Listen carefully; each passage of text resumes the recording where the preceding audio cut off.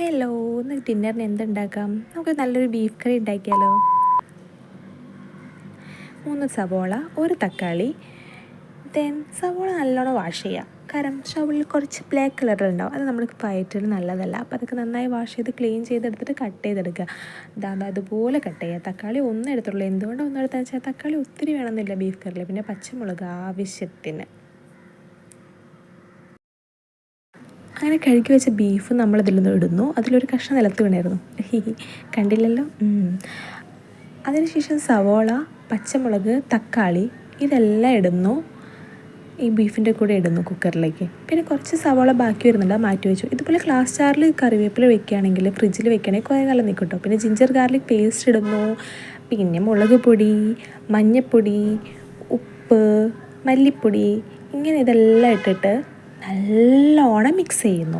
മിക്സിങ്ങിലാണ് കാര്യം, നല്ലോണം മിക്സ് ചെയ്യണം. അപ്പോഴാണ് ഒരു കാര്യം പറഞ്ഞത്, മീറ്റ് മസാല ഇട്ടില്ല.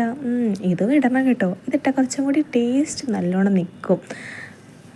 കുറച്ച് വെള്ളം ഒഴിക്കാം, ബീഫിൽ ഓൾറെഡി വെള്ളമുണ്ട്, എന്നാലും കുറച്ച് ഒഴിക്കാം, എന്നാലും എനിക്കൊരു സമാധാനം കിട്ടുള്ളൂ. അതിനുശേഷം നമ്മളിത് മൂടി വെച്ച് ലോ ഫ്ലെയിമിൽ, കാരണം നല്ലോണം ബീഫ് വേവുണ്ട്, അപ്പോൾ ലോ ഫ്ലെയിമിൽ അങ്ങ് വെച്ചിട്ട് ചൂടാക്കാം. ഇതേ സമയം നമ്മൾ കുറച്ച് നേരം മാറ്റി വെച്ച സവാള ഉണ്ടല്ലോ, അത് നമുക്കിതിലിട്ടിട്ട് വഴറ്റണം.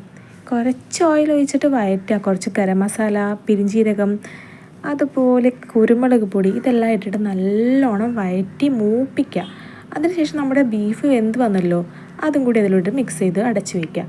എനിക്ക് ബാക്കി വരുന്നത് നമുക്ക് കുറച്ച് പരിപാടിയും കൂടി ഉണ്ട്. എനിക്ക് പുട്ടുണ്ടാക്കണം. കാരണം ബീഫ് കറി മാത്രം നിന്നാൽ പോരല്ലോ, പുട്ടുണ്ടാക്കുമ്പോൾ ഒരു കാര്യം ചില്ലിടാൻ മറക്കരുത്. അങ്ങനെ നാളികേരം ഇടുന്നു, പുട്ടുപൊടി ഇടുന്നു. അങ്ങനെ പുട്ടിതാ നല്ല ആവി പരന്ന് വന്നിട്ടുണ്ട്. ഇത് തള്ളിയിടാൻ ഭയങ്കര രസമാണ് കേട്ടോ, എനിക്കത് ഭയങ്കര ഇഷ്ടമാണ്. അങ്ങനെ പുട്ട് റെഡി. ഇനി നമ്മുടെ ബീഫ് കറി എന്തായി നോക്കാം. സൂപ്പർ, നമ്മുടെ ബീഫ് കറി റെഡി ആയിട്ടുണ്ട്. ഇനി ഇതുപോലെ ഒന്ന് ട്രൈ ചെയ്ത് നോക്കൂ കേട്ടോ, അടിപൊളിയാണ്. എന്തെങ്കിലും ഡൗട്ട് ഉണ്ടെങ്കിൽ കമൻറ്റ് ചെയ്താൽ മതി. ഞാനെപ്പോൾ ഉണ്ടാക്കുമ്പോൾ നല്ല അഭിപ്രായമാണ് കേട്ടോ എല്ലാവർക്കും. അങ്ങനെ ഇന്ന് മുംബൈ ഇന്ത്യൻസിനും ചെന്നൈ സൂപ്പർ കിങ്സിനും കളി ഉണ്ടായിരുന്നു. അപ്പോൾ അതൊക്കെ കണ്ടുകൊണ്ട് ഞങ്ങൾ ഡിന്നർ കഴിക്കാൻ പോവാണ് ഗൈസ്. എൻ്റെ അഭിപ്രായം ചോദിച്ചോക്കാം എങ്ങനെയുണ്ടെന്ന്. അപ്രൂവ്ഡ്. അപ്പോൾ ഇത്രയേ ഉള്ളൂ. Okay, good night.